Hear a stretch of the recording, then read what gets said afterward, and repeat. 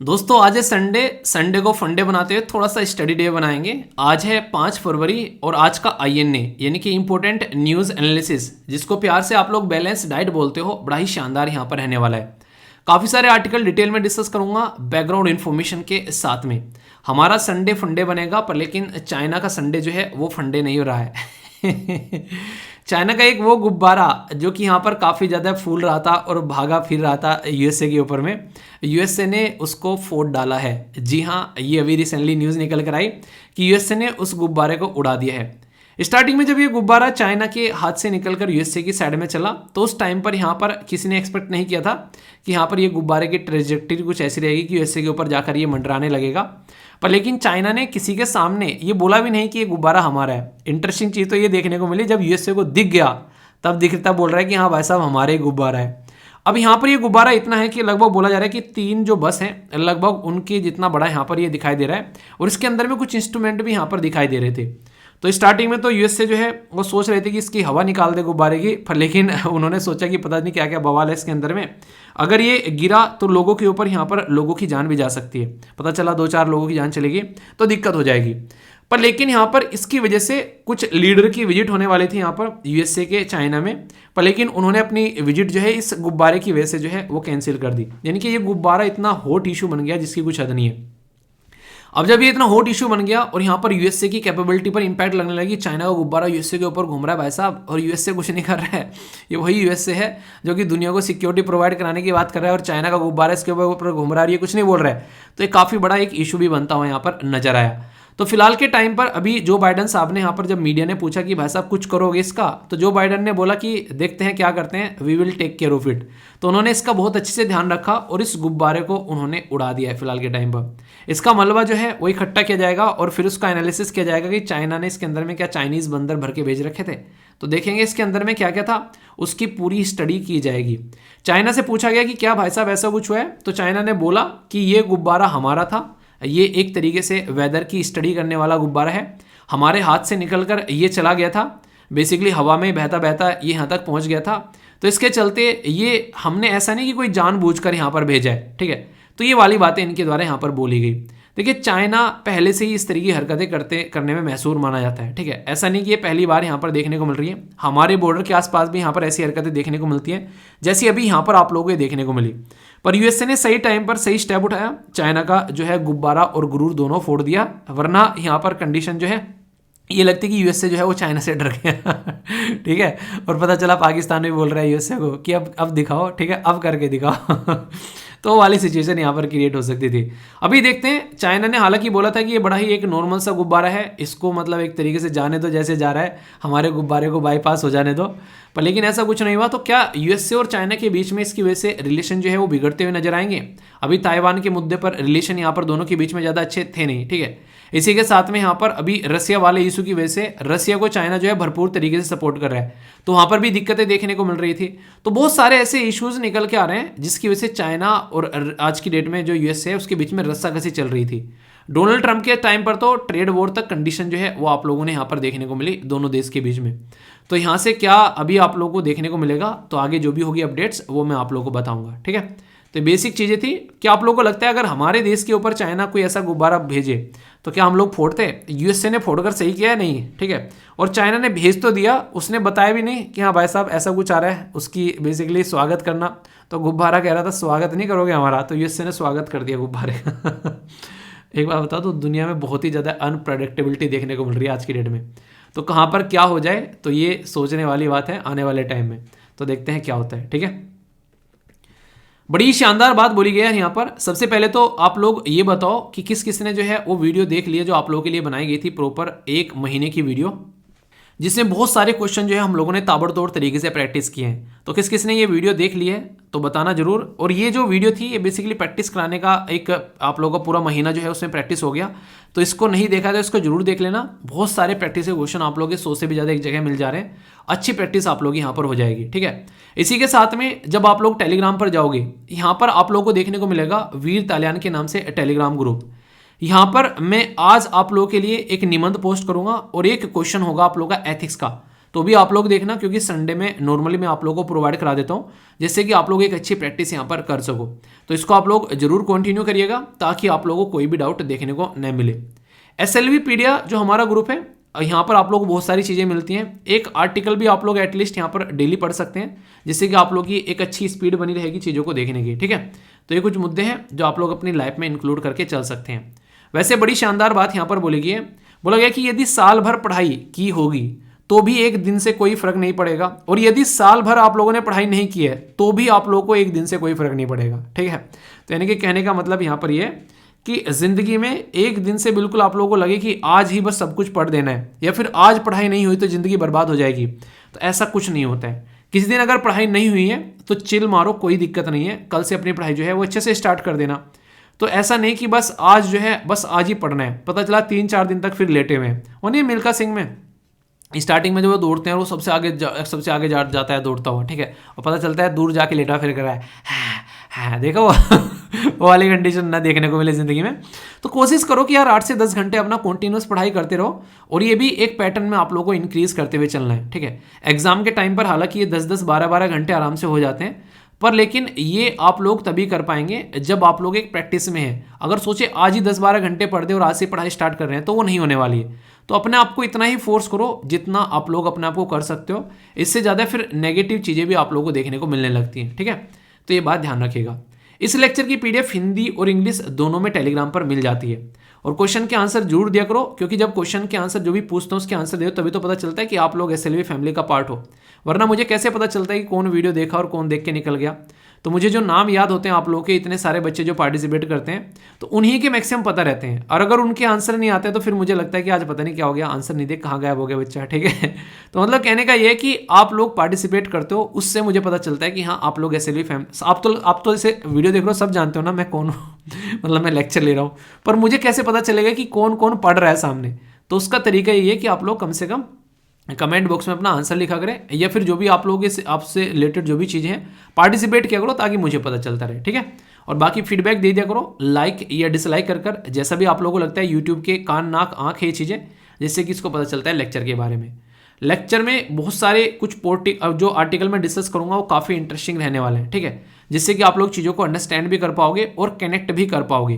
तो इसलिए एक एक आर्टिकल में जब क्वेश्चन भी पूछूंगा उन क्वेश्चन के आंसर भी देते हुए आप लोगों को आगे बढ़ना है, ठीक है। बाकी जो भी होगा वो बताते रहेंगे, आगे चलेंगे। जैसे दोस्तों, एक तो होता है इंपॉर्टेंट आर्टिकल, एक होता है बहुत इंपॉर्टेंट आर्टिकल। तो ये वाला जो आर्टिकल है ये सेकंड कैटेगरी में आप लोगों को देखने को मिलेगा, यानी कि बहुत इंपॉर्टेंट आर्टिकल। ये आर्टिकल बताने से पहले एक छोटी सी बात मैं बोलना चाहूँगा। ये ऊपर लिखा हुआ है द हिंदू, और ये जो लाइन है ये द हिंदू की है कि no bar on contesting 2 seat in 1 poll. तो ये टाइटल जो है द हिंदू के द्वारा है, ठीक है। ये जो नीचे वाला टाइटल है कि supreme court junks plea to stop candidate from contesting from 2 seat, दोनों का मतलब यही है कि सुप्रीम कोर्ट के अंदर एक पर्टिकुलर प्ली जाती है, उसमें सुप्रीम कोर्ट जो है उसको रिजेक्ट कर देते हैं, और वो ये बोलते हैं कि अगर किसी कैंडिडेट को 2 सीट से इलेक्शन लड़ना है तो ये हमारे पाले की बात नहीं है, ये पार्लियामेंट के पाले की बात है। यानी कि एक तरीके से वो नहीं कहते कबड्डी खेलते तेरा पाला की मेरा पाला, तो पार्लियामेंट के पाले में ये गेंद फेंक दी गई है सुप्रीम कोर्ट के द्वारा कि वो देखेंगे इस काम को। तो यहाँ पर मैं ये क्यों बता रहा हूँ, इसलिए बता रहा हूँ कि एक ऐसी ही हेडिंग जो थी वो थी इंडियन एक्सप्रेस की, वो मैं लगाना भूल गया, वरना वो भी लगा देता। कई सारे बच्चे कहते हैं कि सर कौन सा न्यूज़पेपर कवर करें। यार जो इंपॉर्टेंट टॉपिक होते हैं ना वो हर एक न्यूज़पेपर में कवर किए जाते हैं, तो आप लोग ये मत देखा करो कौन सा न्यूज़पेपर कवर करना है, जो भी आप लोग के पास में आता है आप लोग उसको देख लो। पर लेकिन अगर आप लोग ये वीडियो फॉलो कर रहे हो तो फिर करंट अफेयर की टेंशन लेने की जरूरत नहीं है। न्यूज़पेपर आप लोग अपने मजे के लिए पढ़ सकते हो, वो एक अलग बात है, पर लेकिन करंट अफेयर की टेंशन जो है एग्जाम के पॉइंट ऑफ व्यू से, तो उसकी टेंशन तो बिल्कुल लेने की जरूरत नहीं है। फिर भी अगर लगता है कि एटलीस्ट एक आर्टिकल पढ़ना चाहिए, उससे आप लोग की रीडिंग स्किल जो है वो अच्छी बनी रहेगी, तो SLV पीडिया के नाम से जो हमारा टेलीग्राम ग्रुप है उस पर जाकर आप लोग जो है डेली एक एडिटोरियल कम से कम पढ़ सकते हो। तो वो आप लोग की रीडिंग एबिलिटी जो है पढ़ाएगा, जो आप लोगों का CSET के अंदर में कॉम्प्रिहेंशन वाला पोर्शन होता है वो आप लोगों का स्ट्रॉन्ग करेगा। तो कम से कम अपनी एक अच्छी आदत बनाओ पढ़ने की, और वैसे तो पढ़ने की आदत बनी रहती है, इतनी NCERT वगैरह सब बुकें पढ़ते हैं तो वो सब चीज़ें चलती रहती है, ठीक है। ये जो पर्टिकुलर टॉपिक है जीएस पेपर 2 पॉलिटी के अंदर आप लोग इसको कनेक्ट करके देख सकते हैं और बहुत ही इंटरेस्टिंग टॉपिक है, ये इंपॉर्टेंट भी है और इंटरेस्टिंग भी है। आप लोग खुद सोचो, मान लीजिए जैसे यूपीएससी का पेपर हो रहा है, ठीक है थोड़ा सा कनेक्ट करके चलना। यूपीएससी का प्रीलिम्स है और बेसिकली यूपीएससी के अंदर में आप लोगों को बोला जाए कि यूपीएससी का प्रीलिम्स जो है आप लोग 2 बार दे सकते हो, ठीक है। अब जो भी क्लियर हो जाएगा या फिर जिसमें भी ज्यादा नंबर आएंगे वो आप लोग मान के चलना, ठीक है। ये बिल्कुल ऐसे है जैसे मान लीजिए मेंस के पेपर आप लोगों को 2 बार देने का मौका दे दिया कि ठीक है, एक सेंटर पर दे लो फिर दूसरे सेंटर पर जाके दे लेना। अब जिस भी पेपर में आपके अच्छे नंबर आएंगे वो काउंट कर लेंगे। तो इसमें आप लोगों को कैसा लगेगा, मजा आएगा कि नहीं आएगा। यही सेम काम करते हैं हमारे देश में पॉलिटिशियन को हमारे देश में बेसिकली ये पावर मिली हुई है पर्टिकुलर कानून के तहत कि आप लोग जो है 2 कॉन्स्टिट्यूएंसी से अपने इलेक्शन लड़ सकते हैं। 2 कॉन्स्टिट्यूएंसी से इलेक्शन लड़ने का मतलब यहां पर यह है कि अगर आप लोग दोनों कॉन्स्टिट्यूएंसी से जीत गए, जैसे कि हमारे प्राइम मिनिस्टर मोदी जी के द्वारा 2014 में 2 कॉन्स्टिट्यूएंसी से भरा गया, एक गुजरात से भरा गया था और दूसरा यूपी से भरा गया था। तो यहां पर जब ये जीत गए तो गुजरात वाली इन्होंने छोड़ दी, यूपी वाली अपनी रखी। ऐसे ही यहां पर जो राहुल गांधी जी उनके द्वारा एक जो भरा गया था वो यूपी से भरा गया था और दूसरा केरला से भरा गया था। यूपी वाली हार गए थे और केरला वाली जीत गए थे, तो इन्होंने अपनी केरला वाली बेसिकली थी साथ में, ठीक है। तो होता क्या है यहां पर, अब जो पर्टिकुलर एक सुप्रीम कोर्ट के अंदर में एक इंसान गए, उन्होंने बोला कि आखिर इतनी पर्टिकुलर इनको लिबर्टी क्यों दे रखी है पॉलिटिशियन को कि इनके पास में 2-2 सीट से लड़ने का एक हक इनको या पावर इनको मिली हुई है। जब एक इंसान को वोट डालने की बात आती है, अब हम तो नहीं कि आज एक कॉन्स्टिट्यूएंसी में वोट डाल रहे हैं कल को दूसरी कॉन्स्टिट्यूएंसी में जाकर वोट डाल ले, हमको तो नहीं है ये फ्रीडम, हमको तो एक ही कॉन्स्टिट्यूएंसी में डालनी है। इवन कहीं काम भी अगर हम लोग कर रहे हैं आज के डेट में, मान लीजिए हम लोग काम करने गए हैं किसी दूसरे स्टेट के अंदर में, हम रहने वाले हैं आज की डेट में मान लीजिए मध्य प्रदेश के और हम लोग पहुंचे हुए हैं मान लीजिए तमिलनाडु के अंदर में, ठीक है। तो हमारे पास में तो नहीं है कि इस तरीके से कि हम लोग तमिलनाडु में वोट डाल दें या फिर हम पहुंच गए गुजरात में कि गुजरात में वोट डाल दें, ऐसा तो नहीं है हमारे हाथ में। हमको तो वोट भी डालने अपनी कॉन्स्टिट्यूएंसी में ही आना पड़ेगा, इतना भी नहीं कि वहां से अपनी कॉन्स्टिट्यूएंसी में वोट डाल दें। तो फिर यहां पर इनको इतनी पावर क्यों दे रखी है, तो ये बात बोली गई यहां पर। ये एक ऐसा पॉइंट है जो कि बड़ा ही एक अच्छा पॉइंट है जिसके ऊपर डिबेट और डिस्कशन होना चाहिए समाज के अंदर में। क्योंकि आप लोग खुद सोच के देखो, एक पर्टिकुलर पर्सन ने जब एक इलेक्शन लड़ा एक पर्टिकुलर कॉन्स्टिट्यूएंसी से, ठीक है, जैसे कि आप लोगों को उदाहरण के तौर पर ही दो, जैसे प्राइम मिनिस्टर मोदी जी को ही ले लेते हैं फिलहाल के टाइम पर। इन्होंने एक कॉन्स्टिट्यूएंसी से गुजरात से अपना जो है बेसिकली पर्चा भरा और दूसरी कॉन्स्टिट्यूएंसी से इन्होंने उत्तर प्रदेश से अपना पर्चा भरा। अब जब ये जीत कर आए यहां पर गुजरात से भी जीत गए और उत्तर प्रदेश से भी जीत गए, तो फिर इनके द्वारा ये जो गुजरात वाली सीट है ये खाली छोड़ दी गई। यानी कि एक तरीके से इसको यहां पर इन्होंने उससे अपना एक तरीके से उन्हें कहते हैं कि एक अपना बेसिकली पर्चा वापस लिया, फिर कह दो कि मतलब छोड़ दी उस सीट को, अपना एक सीट रखनी होती है एक इंसान को पार्लियामेंट के अंदर में। तो इन्होंने अपनी बनारस वाली सीट जो है वो अपनी रख ली। अब ये सोचो कि यहां पर जो इलेक्शन हुए वो तो दोनों जगह साथ में हुए थे। अब पार्लियामेंट में टोटल मेंबर चुनकर गए, यहां पर जो भी पार्लियामेंट की जो रिक्वायरमेंट थी सारे अपने अपने एरिया से चुन कर आए सारे मेंबर। अब जिस पर्टिकुलर एरिया में गुजरात से प्राइम मिनिस्टर मोदी साहब जो है वडोदरा की सीट से जो वहां पर इलेक्शन लड़ रहे थे, अब वो पर्टिकुलर जो सीट थी वो पर्टिकुलर सीट जो है वो खाली हो गई। सोचो वो खाली हो गई। अब वहां पर 6 महीने बाद इलेक्शन, मतलब 6 महीने के अंदर इलेक्शन हो गए, पर लेकिन जब तक इलेक्शन नहीं होंगे तब तक उन लोगों की रिप्रेजेंटेशन जो है वो पार्लियामेंट में देखने को नहीं मिलेगी। यानी कि पार्लियामेंट में उनको कौन रिप्रेजेंट करेगा, पॉइंट नंबर 1 ये याद रखना, बहुत ही इंपॉर्टेंट है ये। पॉइंट नंबर 1 तो ये हो गया कि उनको रिप्रेजेंट कौन करेगा, उनकी रिप्रेजेंटेशन नहीं है। पॉइंट नंबर 2, अब यहां पर इस पर्टिकुलर एरिया में आप लोगों को फिर से इलेक्शन करवाने पड़ेंगे, तो उसके लिए आप लोगों को पैसा लगेगा, इलेक्शन कमीशन की अरेंजमेंट लगेगी। तो आप लोग बोल सकते हैं कि एक कॉन्स्टिट्यूशनल बॉडी को एक्स्ट्रा वर्क यहां पर करना पड़ रहा है, ठीक है। तो ये भी आप लोगों को देखने को मिलेगा। इसी के साथ में एक्सपेंस जो है यानी कि पैसा जो है और ज्यादा खर्च करना पड़ रहा है, अपनी जो सिक्योरिटी एजेंसी है उनको फिर से यहां पर यूटिलाइज करना पड़ रहा है और टाइम जो है वो अलग से यहां पर देना पड़ रहा है और उन लोगों की रिप्रेजेंटेशन तो वहां पर हो ही नहीं रही है। मतलब कि कहने का मतलब यहां पर यह कि अगर आप लोग ढंग से देखोगे तो इस पर्टिकुलर चीज के मैक्सिमम नुकसान ही है, यानी कि नेगेटिव चीजें आप लोगों को ज्यादा देखने को मिलेगी। पॉजिटिव्स अगर आप लोग लेने बैठोगे तो ना के बराबर आप लोगों को देखने को मिलेंगे।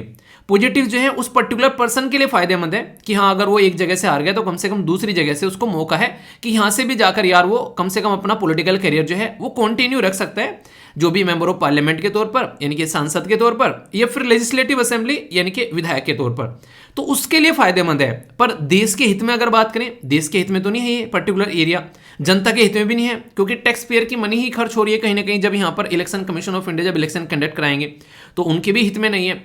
तो इसके चलते यहां पर जो इंसान गया पर्टिकुलर कोर्ट के अंदर में, तो वो अपनी जगह सही था, उसने बोला कि यार ऐसी चीजें हैं, पर लेकिन कोर्ट ने बोला कि यार हम इसके ऊपर कोई भी डिसीजन लेने के मूड में नहीं है। उन्होंने उसकी याचिका खारिज कर दी और याचिका खारिज करने के बाद में बोला कि ये पार्लियामेंट का काम है, पार्लियामेंट इसके ऊपर चाहे तो कानून बना सकती है और नहीं चाहे तो वो अपने हिसाब से इसको लेकर चल सकती है। यानी कि सुप्रीम कोर्ट अगर यहां पर बोलता कि हाँ यार ऐसा कुछ कर देते हैं, तो फिर सुप्रीम कोर्ट पर इल्जाम लगने स्टार्ट हो जाते। क्यों? ये कहते सुप्रीम कोर्ट तो एक तरीके से लेजिस्लेटिव के पाले में आकर गुजरा है। ये भी तो बातें होती है ना बार बार, तो इस तरीके से आप लोग समझ सकते हैं। एक और बात मैं आप लोगों को यहां पर बता दूं, बेसिकली एक पर्टिकुलर शब्द आप लोगों ने सुना होगा, उसको बोलते हैं पार्लियामेंट की सोवरेनिटी। यानी कि पार्लियामेंट जो है वो हमारे देश में सोवरन है, यानी कि उसके ऊपर कोई बैठा नहीं है, वो अपने कानून जो है जो भी देश के हित में है वो खुद से बनाकर चलेंगे। तो इसीलिए कहीं ना कहीं मुद्दा यहां पर यह निकल कर आता है कि हमारे देश में पार्लियामेंट की सोवरेनिटी है, पॉलिटिकल डेमोक्रेसी है अगर बात करें, और ये सारा जो मुद्दा आता है ये लेजिस्लेटिव के डोमेन में आता है। यानी कि अगर कोई कानून देश में बनना है तो हमारे सांसद बनाएंगे और उनको बेसिकली यहां पर काम करना है। कानून बनाने का काम जो है वो जुडिशरी का नहीं है। तो इसलिए यहां पर ये काफी इंपॉर्टेंट बातें यहां पर बोली गई। तो ये किसका हो गया? जुडिशरी का काम नहीं है, ये हमारे चुने हुए नुमाइंदे हैं, हमारे द्वारा चुने गए जो लोग हैं उनका काम है ये बनाने का। अब अगर यहां पर ऐसा कुछ करना है तो कहां पर जाकर चेंज करना पड़ेगा? तो ये याद रखिएगा, हमारे देश में कानून है जिसको बोलते हैं representation of the people act. यानी कि एक कानून है representation of the people act 1951 का, तो उसके अंदर यहां पर आप लोगों को जाकर चेंज करने पड़ेंगे। उसका सेक्शन है 33।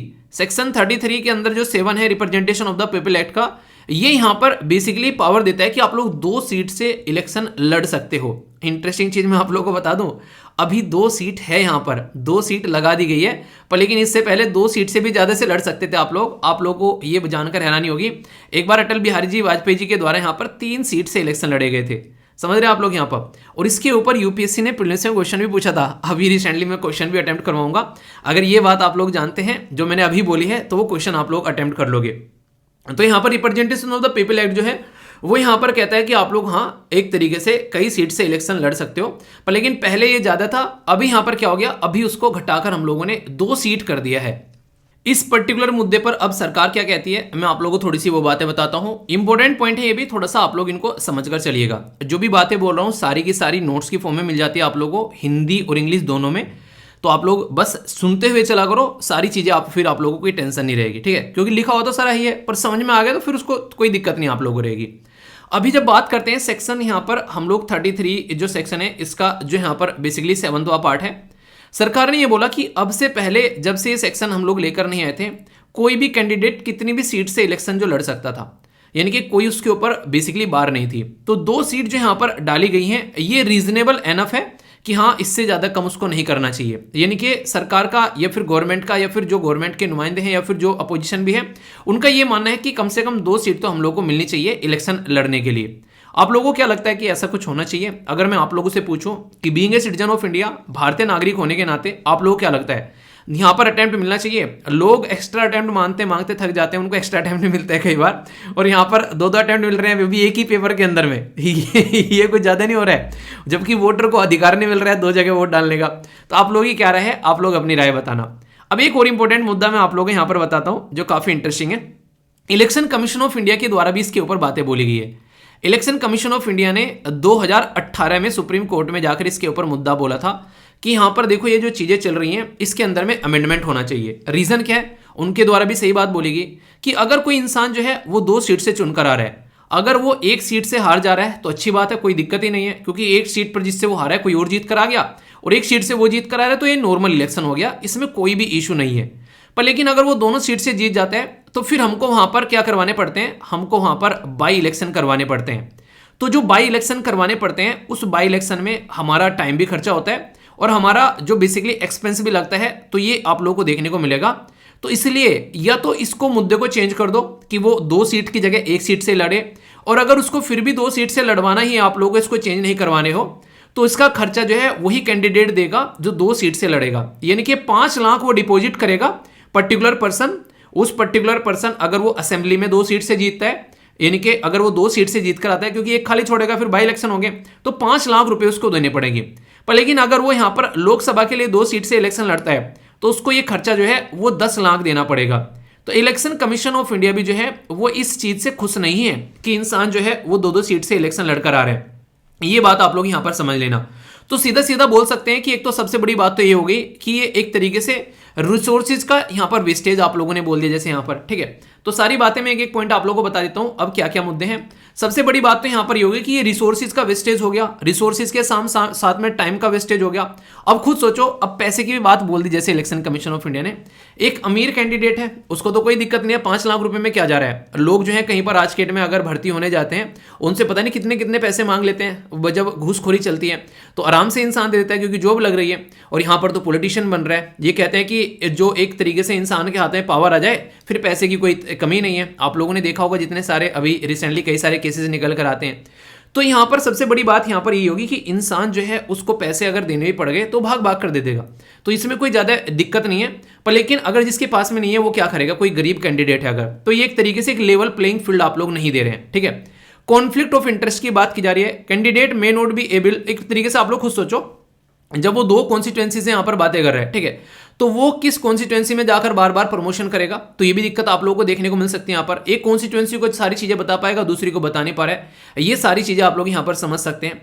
और इसी के साथ में ये चीजें आप लोग देखते हैं, सेक्शन अगर 33वां जो है उसका ये representation of the people act का ये अलाउ करता है कैंडिडेट को 2 सीट से यहां पर लड़ने के लिए, और सेक्शन जो 70 है यहां पर वो बार करता है रिप्रेजेंटेशन फ्रॉम द 2 कॉन्स्टिट्यूएंसी, यानी कि खुद इसी पर्टिकुलर कानून के अंदर में एक दूसरे के कॉन्ट्रडिक्शन करते करते यहां पर बातें लिखी हुई है। यानी कि आप लोग 2 कॉन्स्टिट्यूएंसी को रिप्रेजेंट जब नहीं कर सकते तो भाई साहब 2 कॉन्स्टिट्यूएंसी से इलेक्शन लड़ने के लिए अलाउ क्यों कर रहे हो, ये तो बता दो हमको एक बार के लिए, ये फिर क्यों ही कर रहे हो आप लोग। यहाँ पर वोटर को भी कंफ्यूजन रहता है कि भाई साहब अगर ये पता चला हमारे यहाँ से जीता, पता चला कहीं और से हार गया तो सही है, पता चला हमारे यहाँ से हार गया तो फिर क्या दिक्कत रह जाएगी। यहाँ पर देखो तो वोटर भी कंफ्यूज होते हैं कि इसको वोट दें कि ना दे, पता चला ये 2 से लड़ रहा है भाई साहब, पता चला हमारे यहाँ से पता चला दोनों जगह से जीत गया, हमारे वाली छोड़ के चला गया बंदा, तो हम क्या करेंगे। तो वोटर के साथ में कंफ्यूजन भी है, और वोटर को आप लोग यहाँ पर एक तरीका बोल सकते हो कि ठगा ठगा फील करते हैं कि 2 जगह से जीत गया, हमारी छोड़ के चला गया, वोट तो हमने भी दी थी, वो वाली बात यहाँ पर है, ठीक है। और इसी के साथ में करप्शन की बात आती है, जब इंसान 2 जगह से जाकर लड़ेगा ना तो पैसा लगेगा, तो पैसा कहीं ना कहीं से तो वो निकाल कर लेकर आएगा, तो फिर ज्यादा से ज्यादा वो आगे काम करने की करप्ट एक तरीके से करप्शन की बात एक तरीके से सोचेगा ज्यादा से ज्यादा, क्योंकि उसका मकसद ही बस यही है कि किसी तरीके से पॉलिटिशियन बना रहे वो, ठीक है। तो इसको तो डेमोक्रेसी को थ्रेट के तरीके से भी देखा जा रहा है कि डेमोक्रेसी के लिए थ्रेट है ये एक तरीका कहीं ना कहीं। जो प्रिंसिपल है फेयर एंड इक्वल रिप्रेजेंटेशन वो तो आप लोग दे नहीं रहे, तो बिल्कुल ऐसी है कि कुछ कैंडिडेट को यूपीएससी में जो है बेसिकली मान लीजिए जनरल कैटेगरी का ये बंदा, एक कैंडिडेट को जो है उसको 2 बार एग्जाम लिखवा दिया आप लोगों ने, ठीक है, और एक कैंडिडेट जो है वो 1 बार ही एग्जाम दे रहा है।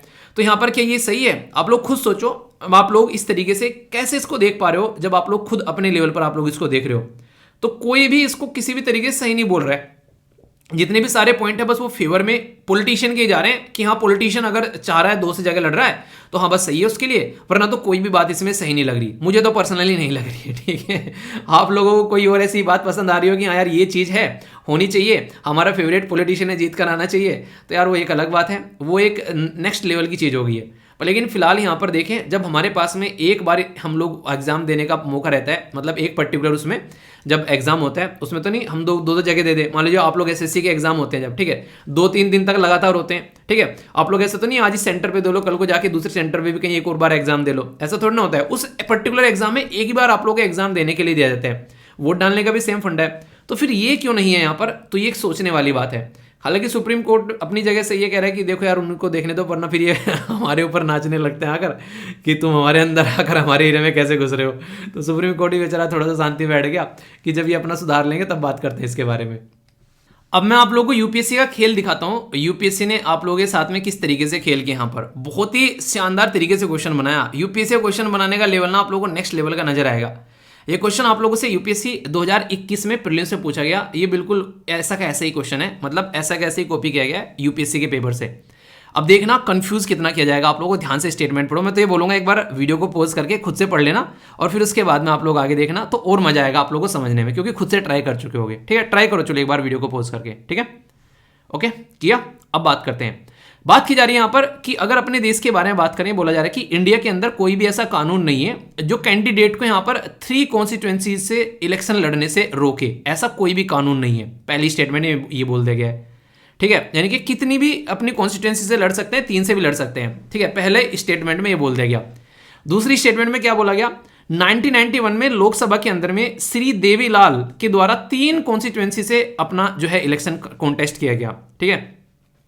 तीसरी स्टेटमेंट में ये बोला गया कि as per the existing rule if the candidate अगर एक या एक से जगह सीटों से अगर इलेक्शन लड़ता है तो उसकी पार्टी या फिर वो जो है उसका जो एक तरीके से जो पर्टिकुलर खर्चा वहां पर हुआ है वो उसका बेसिकली खर्चा वो बियर करेगा, उसको खर्चा देना पड़ेगा अगर वो विनिंग सीट को छोड़कर जाता है तो।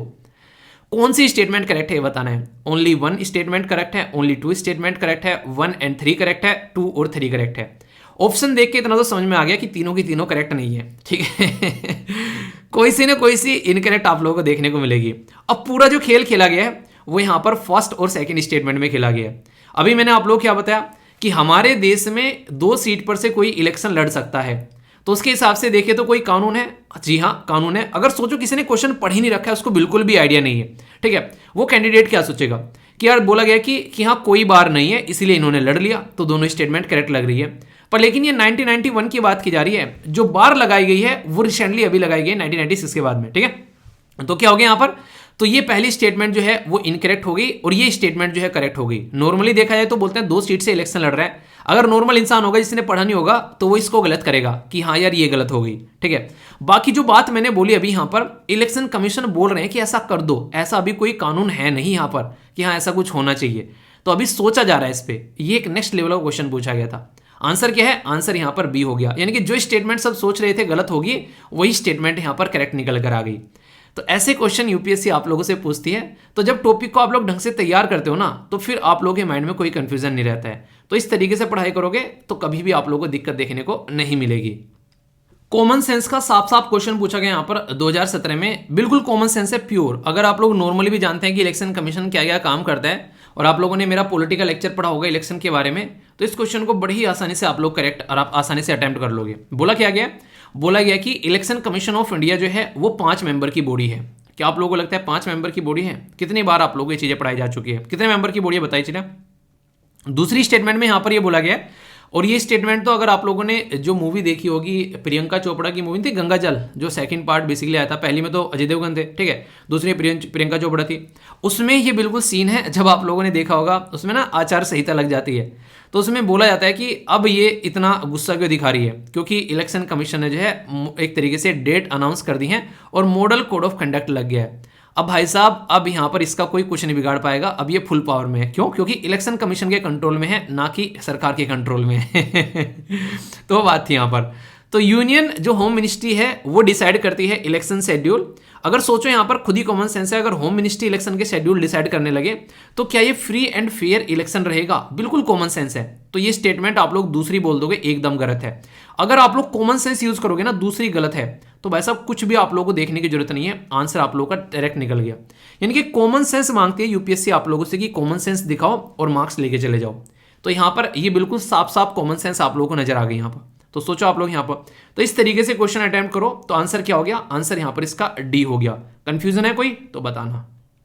प्यारा सा और डिफरेंट सा क्वेश्चन है, चलो आप लोगों को एक क्वेश्चन और अटेम्प्ट करा देता हूं। Originally representation of the people act जो है वो कैंडिडेट को अलाउ करता था कि अप टू द 2 सीट से आप लोग इलेक्शन लड़ सकते हैं। सेक्शन 337 जो है वो representation of the people act का कैंडिडेट को अलाउ करता है कॉन्टेस्ट करने के लिए 2 सीट से। सेक्शन 70 जो है वो बार करता है कैंडिडेट को एक तरीके से कि फ्रॉम 2 सीट से वो रिप्रेजेंटेशन अपनी नहीं दे सकता, 1 सीट उसको रखनी पड़ेगी, 1 छोड़नी पड़ेगी। कौन सी स्टेटमेंट करेक्ट है? ओनली ए में बोला गया 1 and 2, बी में बोला गया 2 and 3, सी में बोला गया 1 and 3, डी में बोला गया ऑल ऑफ द अबव। आप लोग क्या लगता है कौन सा आंसर यहां पर होगा? अभी मैंने आप लोग क्या पढ़ाया कि ओरिजिनली तो कितनी से भी लड़ सकते थे भाई साहब, यहां पर ऐसा कुछ था ही नहीं।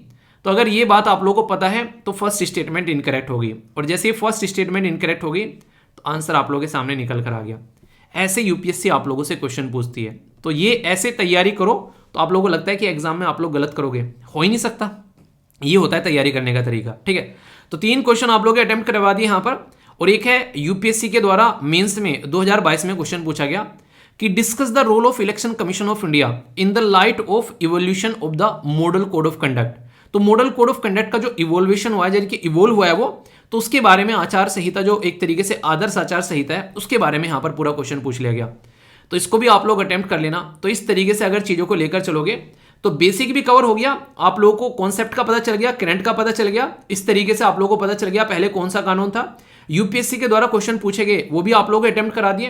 जो कि आसान तरीके से आप लोगों की समझ में आ गया। क्वेश्चन बनाकर भी आप लोगों के लिए कवर करा दिए और यहाँ पर आप लोगों के लिए आंसर राइटिंग भी होगी। तो ये तरीका है चीज़ों को करने का। इस तरीके से करोगे तो कभी मार नहीं खाओगे, चाहे एग्जाम हो चाहे लाइफ हो, है कि नहीं। तो अपने कॉन्सेप्ट क्लियर रखो हर जगह, ठीक है। बताना कोई डाउट हो तो बताना, और बाकी कैसा लगा फीडबैक जरूर देना, लाइक या डिसलाइक कर आप लोग बता सकते हैं, ठीक है। बाकी कमेंट बॉक्स में बता देना, अगर कोई डाउट हो तो पूछ लेना। दोस्तों एक स्कीम है जिसका नाम है पीएम कुसुम। सुनकर क्या लग रहा है, पीएम कुसुम मतलब नाम क्या है सुनकर कि हाँ KUSUM कि क्या होगा पीएम कुसुम, ठीक है। तो कुसुम कोई लड़की का नाम है, प्राइम मिनिस्टर के नाम के साथ में जोड़ के तो स्कीम बना दी, कुछ ऐसा कुछ है क्या। समझोगे तो आप लोगों को समझ में आएगा, बहुत ही इंपॉर्टेंट स्कीम है। और स्कीम जो है एग्जाम के लिए बहुत इंपॉर्टेंट पार्ट होती है। GS पेपर 2 के अंदर में आप लोग कनेक्ट कर सकते हैं गवर्नमेंट स्कीम के साथ में। वैसे तो ये इन्वायरमेंट का भी इशू बन जाता है यहाँ पर, तो GS पेपर 3 के अंदर भी आप लोग इसको देख सकते हैं, क्योंकि इन्वायरमेंट के लिए काफ़ी इंपॉर्टेंट है। रिन्यूएबल एनर्जी के बारे में मैं आप लोगों से बात करूंगा। 2022 में हमारे देश के अंदर में यहाँ पर बात की जा रही है कि एक तरीके से डेडलाइन थी पीएम कुसुम स्कीम के तहत मिनिस्ट्री ऑफ न्यू रिन्यूएबल के द्वारा इंस्टॉल करने की 30,000 megawatt solar power capacity in rural area में, ठीक है। तो यहाँ पर इसी के चलते यहाँ पर ये आर्टिकल देखने को मिल रहा है। आने वाले टाइम में यहाँ पर हमारे देश में काफ़ी सारी चीज़ें आप लोगों को देखने को मिलेगी। तो लोकसभा के अंदर में इसका आंसर दिया गया है कि हाँ ऐसा कुछ चल रहे हैं। ये यहाँ पर 2026 तक का टारगेट को अचीव करने की बात की जा रही है, ठीक है। ये जो पीएम कुसुम स्कीम है, पहले तो आप लोगों को कुसुम की जो है फुल फॉर्म पता होनी चाहिए। इसका मतलब किसान ऊर्जा सुरक्षा उत्थान महाअभियान, यानी कि यहाँ पर किसानों को सोलर एनर्जी इस्तेमाल करने की बात की गई। आप लोग खुद सोचो, आप लोग किसी ऐसे एरिया में हो जहां पर इलेक्ट्रिसिटी अवेलेबल नहीं है। अब वहां पर आप लोगों ने क्या किया, आप लोगों के खेत हैं, खेती बाड़ी आप लोग करनी है, और नहर का पानी आता है या फिर रजभा जो रहता है बेसिकली उसका पानी आता है, जो लोकल एरिया में नहर को रजभा बोल देते हैं कई बार, ठीक है। जो पानी मतलब नहर से आता है बहता हुआ, वो आप लोग बोल सकते हैं। तो उस पर्टिकुलर एरिया में सोलर पैनल लगा दिए जाएं अगर, और सोलर पैनल लगाकर अब वहां पर हम लोग क्या कर रहे हैं, पानी निकाल रहे हैं। तो सोलर पंप बेसिकली आप लोग इनको बोल सकते हैं। ना तो कोई इलेक्ट्रिसिटी की आप लोगों ने लाइन खींची वहां पर, ना कोई खंबे लगाए, ना कोई ट्रांसफार्मर रखा जाकर, आराम से काम निपट गया आप लोगों का पीएम कुसुम जो यहाँ पर इस स्कीम के तहत में हुआ कि नहीं, आप लोग ये बताओ। तो ये काफी इंपॉर्टेंट एरिया आप लोग यहाँ पर समझ सकते हैं, तो इसके बारे में आप लोग यहाँ पर याद रख सकते हैं। तो पीएम कुसुम जो है यहाँ पर ये स्कीम हमारे देश के अंदर में कब लॉन्च की गई थी, क्या क्या इसके बारे में कुछ कुछ बातें हैं, मैं सारी आप लोगों को बताता हुआ चलता हूँ। पीएम कुसुम जो स्कीम है यहाँ पर, ये इसकी फुल फॉर्म आप लोगों को पता ही चल गया, प्रधानमंत्री कृषि ऊर्जा सुरक्षा एवं उत्थान महाअभियान। ये तो आप लोगों को यहाँ पर इसका नाम पता चल गया। अब इंपॉर्टेंट क्या है यहाँ पर, ये जो पर्टिकुलर स्कीम है ये मिनिस्ट्री ऑफ न्यू रिन्यूएबल और एनर्जी के अंडर में आती है। तो MNRE जो मिनिस्ट्री है उसके अंडर में आती है। इसके मिनिस्टर कौन है ये आप लोगों को बताना है। ये जो इनिशिएटिव है ये 2019 में लॉन्च किया गया था हमारे देश के अंदर में। ये पर्टिकुलर जो इनिशिएटिव है ये आप लोग यहाँ पर इसके बारे में समझना कि यहाँ पर ये लॉन्च किया गया था। और इसके तहत में सोलर पंप जो हैं, जो आप लोगों को यहाँ पर ये देखने को मिल रहे हैं, सोलर सिस्टम का इस्तेमाल करके ऐसे पंप लगाए गए और इन पंप के थ्रू यहाँ पर इलेक्ट्रिसिटी जनरेट कर कर यहाँ पर पानी निकाला गया। Point number 1। पॉइंट नंबर 2 तो बहुत इंपॉर्टेंट है यहाँ पर, ये जो पंप थे इनको ग्रिड के साथ में कनेक्ट करने की बात की गई। मतलब आप लोगों ने अपने घर में क्या किया, सोलर पैनल लगा लिए। अब सोलर पैनल लगाकर आप लोगों ने दबाकर इलेक्ट्रिसिटी जनरेट करी। वो इलेक्ट्रिसिटी आप लोगों को जो चाहिए, मान लीजिए आप लोगों को यूज करनी है 200 यूनिट, ठीक है, पर लेकिन आप लोगों ने जनरेट कर दी यहां पर 250 यूनिट। अब जो 50 यूनिट है वो आप लोगों से एक्स्ट्रा जनरेट हो गई। अब वो ग्रिड की कनेक्टिविटी के तहत आप लोग ग्रिड में उसको सप्लाई कर सकते हो। तो यहां पर उस एनर्जी का इस्तेमाल जो है आप लोग सोच सकते हो कि आप लोगों ने एक तरीके से सप्लायर बन गए आप लोग अपने यूज करने के साथ साथ में। तो या तो फ्यूचर में आप लोगों को एनर्जी चाहिए, आप लोगों को बिजली चाहिए तो यहां से मिल जाएगी, आप लोगों का पैसा भी नहीं लगेगा। या फिर आगे चलकर इसको ऐसा भी कह सकते हैं कि अगर कोई बेच रहा है तो उसको पैसा भी मिल सकता है, तो एक एक्स्ट्रा रिवेन्यू सोर्स भी यहां पर निकल सकता है।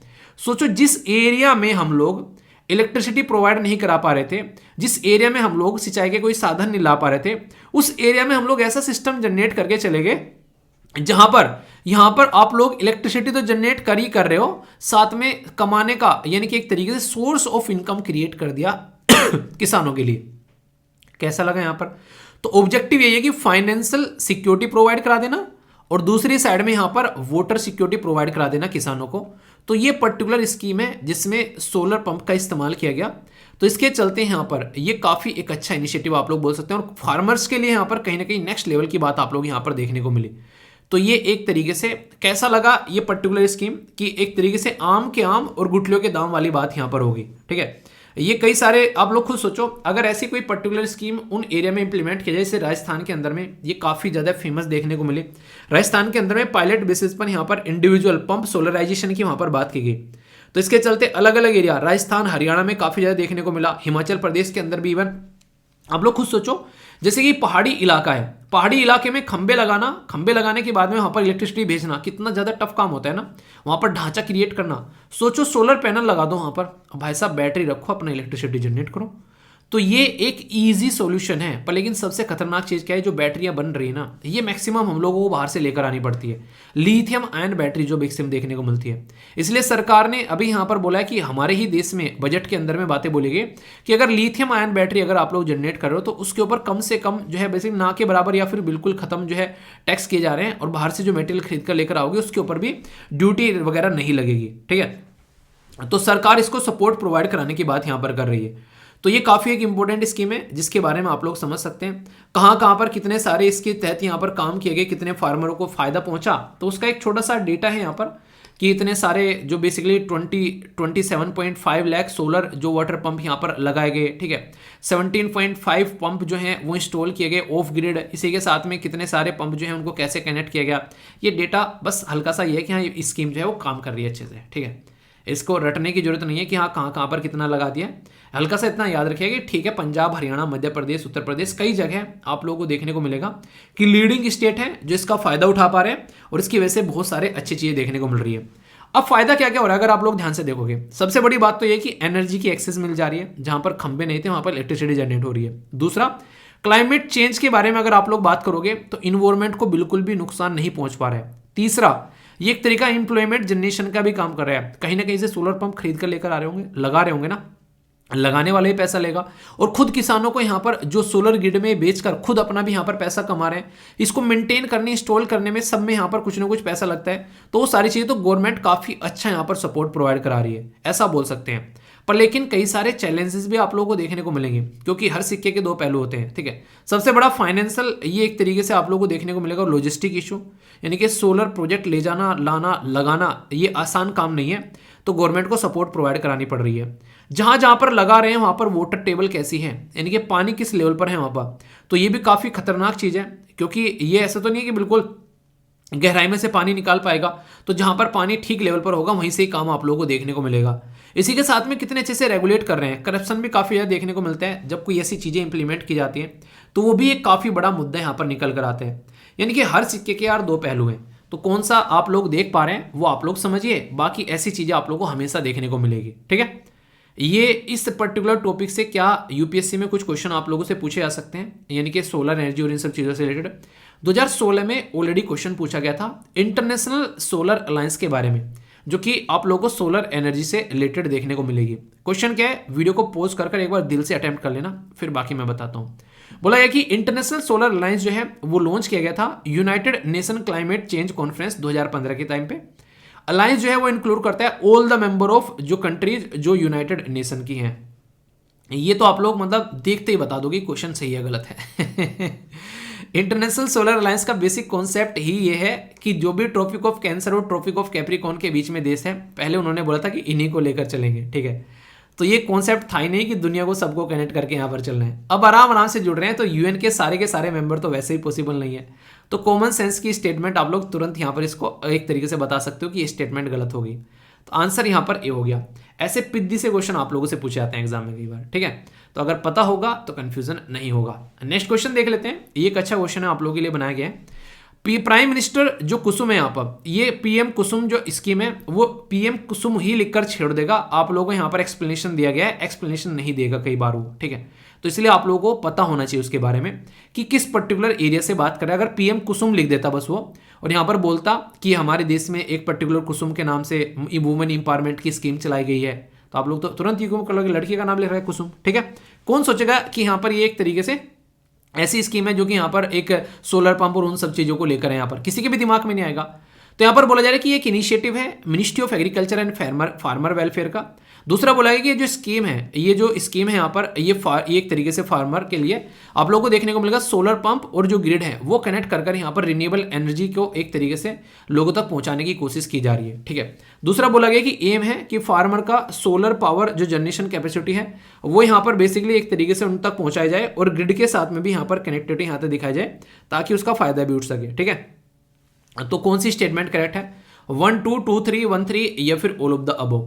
सही आंसर क्या है अगर आप लोगों से यहां पर पूछा जाए तो सही आंसर क्या है आप लोग खुद बताओ इसका क्या है सही आंसर? सही आंसर है यहां पर ये मिनिस्ट्री, ध्यान से सुनो एक मिनट, कंफ्यूज हो जाओगे, बोलोगे एग्रीकल्चर की तो बात चल रही है यार, एग्रीकल्चर वाली मिनिस्ट्री होगी। ठीक है, यहां पर तुरंत खेल जाएगा आप लोगों के साथ में। दोनों की दोनों स्टेटमेंट सही है नीचे वाली, पर लेकिन मिनिस्ट्री वाली बिल्कुल गलत है यहां पर। तो एग्रीकल्चर मिनिस्टर कौन है बताओ? और ये कौन सी मिनिस्ट्री की है? Ministry of new renewable energy. तो इसके मिनिस्टर कौन है ये भी आप लोगों को बताना है। इतना तो कम से कम याद रखना है, या ये भी याद नहीं रखोगे रोज मिनिस्टर जी इधर उधर घूमते हैं, मिलते हैं, आप लोगों को बातें करते हैं उनके बारे में, सारे न्यूज़ चैनल कवर करते रहते हैं। क्वेश्चन पूछा गया 2020 में यहाँ पर, काफ़ी इंटरेस्टिंग। इंडिया के अंदर बहुत पोटेंशियल है, इमेंस पोटेंशियल है of solar energy through there are the regional variation in its development. ठीक है भाई, एक तरीके से हमारी एक अच्छा खासा यहाँ पर पोटेंशियल है, पर फिर भी यहाँ पर आप लोगों को देखने को मिलेगा एक रीजनल वेरिएशन यहाँ पर नजर आएगा। क्यों? क्योंकि राजस्थान में जिस तरीके से सोलर पैनल लगाया जा सकते हैं, सेम तरीका सोलर पैनल जो है वो आप लोगों को जम्मू एंड कश्मीर में आप लोगों को नहीं लगा पाओगे। ठीक है, तो पहाड़ी का इलाका हो गया, फिर कुछ और हो गया, बहुत सारे इश्यूज आप लोगों को देखने को मिलते हैं। तो ऐसे आप लोग समझ सकते हैं, तो बहुत सारी दिक्कतें देखने को मिल जाती है कई बार। तो इसके बारे में आप लोगों को लिखना है, टाइम मिलेगा तो लिख लेना। क्वेश्चन तो कई सारे हो जाते हैं, पर लेकिन आप लोगों के ऊपर डिपेंड है कि आप लोग कितने अच्छे से उसको अटेम्प्ट कर पाते हो। एटलीस्ट एक क्वेश्चन का आंसर आप लोगों को जरूर देना है, ये मेरी रिक्वेस्ट रहेगी आप लोगों से, ताकि आप लोग एक हैबिट में बने रहे, क्योंकि हैबिट अगर छुड़ जाती है तो फिर दिक्कत क्रिएट हो जाती है। ठीक है, तो बताना एक स्कीम पूरी कवर होगी, क्वेश्चन भी उसके अटेम्प्ट करवा दिए और आंसर राइटिंग के लिए भी यहाँ पर हो गया। तो इस तरीके से पढ़ाई करके चलनी है। ठीक है, ये आर्टिकल स्टार्ट करने से पहले मैं आप लोगों से पूछना चाहूँगा कि आप लोग गाँव में रहते हो या फिर आप लोग शहर में रहते हो, यानी कि आप लोग किसी पर्टिकुलर एरिया में जहाँ पर रहते हो वहाँ पर। ये क्वेश्चन इसलिए पूछ रहा हूँ क्योंकि इससे आप लोग ये पता एक तरीके से जान पाओगे, पहचान पाओगे। आप लोगों ने चीज़ें नोटिस भी की होगी कि अगर आप लोगों को रोजगार चाहिए तो उसकी ज़्यादा फैसिलिटी कहाँ पर है? सिटीज़ में है। आप लोगों को एजुकेशन चाहिए, उसकी ज़्यादा फैसिलिटी कहाँ पर है? वो सिटीज़ में है। अच्छी हेल्थ सर्विस चाहिए, उसकी ज़्यादा फैसिलिटी कहाँ पर है? वो सिटीज़ में देखने को मिले। इसी के साथ में कोई भी ऐसी चीज़ जो कि आप लोगों को ढंग से चाहिए वो कहाँ पर मिलेगी? वो सिटी के अंदर आप लोगों को देखने को मिलेगी। पर लेकिन अगर मैं बोलूँ कि यही चीज़ें हम लोग गांव में प्रोवाइड करा रहे हैं, तो क्या आप लोग अपना गांव छोड़कर जाना चाहोगे? भाई मैं तो नहीं चाहूँगा। ठीक है आप लोगों का पता नहीं, क्योंकि अगर सारी चीज़ें यार अपने गांव में मिल जाए वहाँ पर फिर मज़ा ही क्या है, कहीं और जाने की ज़रूरत ही क्या है। तो यहाँ पर कुछ कुछ ऐसे कॉन्सेप्ट अभी रिसेंटली देखने को मिल रहे हैं जिसमें हम लोग गाँव को डेवलप करने की बात की जा रही है। और ऐसा ही एक शानदार कॉन्सेप्ट दिया गया था APJ अब्दुल कलाम सर जी के द्वारा। इसमें ये बोला गया था, इसको पूरा बोलते हैं, पूरा मतलब कंप्लीट करने वाली बात, यानी कि अपने गांव के एरिया को आप लोग कंप्लीट कर दो, यानी कि वहां पर सारी वो फैसिलिटी दे दो जो शहरों में दी जाती है। तो provide urban amenities in the rural area. तो ये कुछ ऐसी बातें निकल कर आई थी कि जो शहरों में जो आप भी व्यवस्था देते हो गांव में प्रोवाइड करा दो। तो इसके चलते कई सारे स्टेप जो हैं वो अभी उठाए जा रहे हैं। तो इसी में आप लोगों को यहाँ पर देखने को मिलेगा ई ग्राम स्वराज 2.0। तो यहाँ पर इसी के बारे में मैं आप लोगों से बात करने वाला हूँ ताकि आप लोग कुछ चीज़ों को समझ सके। सबसे पहले तो ये किस मिनिस्ट्री के अंडर में आता है, अगर कोई आप लोगों से पूछे तो याद रखिएगा ये मिनिस्ट्री ऑफ पंचायती जो राज है उसके अंडर में आप लोगों को देखने को मिलेगा। इसके द्वारा ऑर्गेनाइज कराई जा रही है एक मल्टी स्टेक होल्डर कौन होते हैं? जब कोई काम कंप्लीट करना होता है तो वहाँ पर कई सारे लोग लगे होते हैं उस काम को कंप्लीट करने के लिए। मान लीजिए आज के दिन में आप लोग एक गाड़ी देखते हैं जो बनकर आती है, टायर किसी ने बनाया, गद्दी कहीं से बनकर आ गई, उसमें रिम किसी और के द्वारा बनाए गए, मतलब एक तरीके से सारे जो शीशे वीसे लगे हैं कोई और बना रहा है, प्लास्टिक कहीं और से आ रही है। तो अलग अलग कंपनी से वहाँ पर मटेरियल आ रहा है, तो अलग अलग स्टेक होल्डर हो गए उसमें उसको कंप्लीट करने के लिए। तो ऐसे ही जब हम लोग किसी पर्टिकुलर एरिया के डेवलपमेंट के बारे में बात करते हैं, जैसे सरकार हो गई, लोकल लोग हो गए, वहाँ के उस पर्टिकुलर एरिया के MLA या फिर MP हो गए, वो सब मिलकर यहाँ पर काम करते हुए आप लोगों को नजर आएंगे। तो यहाँ पर ई ग्राम स्वराज में यहाँ पर बात की जा रही है कि हम लोग को मंथन करना पड़ेगा बैठकर कि यहाँ पर किस तरीके से हम लोग चीज़ों को आगे लेकर चल सकते हैं। तो बात की जा रही है चार्टिंग, यानी कि एक चार्ट तैयार करना, उसके लिए चार्टिंग द न्यू पाथ। तो इस तरीके की बातें यहाँ पर की जा रही है। इससे क्या फ़ायदा होगा कि जो भी प्रॉब्लम है उन प्रॉब्लम के सॉल्यूशन हम लोग टेक्नोलॉजी का इस्तेमाल कर कर बेसिकली निकालने की कोशिश करेंगे। तो इसके चलते यहाँ पर एक पोर्टल बनाया जा रहा है जिसमें ट्रांसपेरेंसी इन डिसेंट्रलाइजेशन प्लानिंग की बात की जा रही है। हमारे देश में पहले नीति आयोग, पहले बेसिकली प्लानिंग कमीशन हुआ करता था। प्लानिंग कमीशन को बोलते थे कि एक ऐसी बॉडी है जिसमें टॉप टू डाउन अप्रोच चलती है। मतलब वो ऊपर बैठकर कोई प्लानिंग कर रहा है और उसको बोल देंगे कि नीचे ले जाकर इसको इंप्लीमेंट कर दो। यानी कि कई बार ऐसा रहता था कि एक जूते का साइज जो है वो सबके पैरों में फिट करने की कोशिश की जाती थी, भले ही सामने वाले का पैर कैसा भी हो। पर लेकिन इसका पैटर्न चेंज किया गया नीति आयोग के द्वारा।